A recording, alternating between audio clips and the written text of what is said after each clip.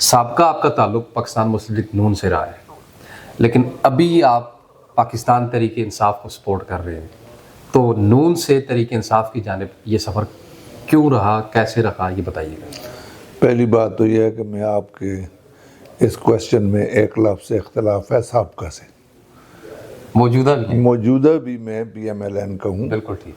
میں پی M L N, آپ نے دیکھا ہوگا کہ ہم نے سردار مہتاب خان عباسی صاحب کا علی پورہ فاق ہوٹل میں کنونشن کیا تھا۔ جی تو اس وقت ہمارے جو ہم خیال دوست تھے، جو موجودہ پی ایم ایل این ہے، ان کے ساتھ ان کے رویوں کے خلاف، ان کی طور طریقوں کے خلاف ہم نے بیٹھ کر آپس میں ڈیسائیڈ کیا، تو ہم نے اس وقت بنائی تھی P M L N, Pakistan Muslim League نون نظریاتی۔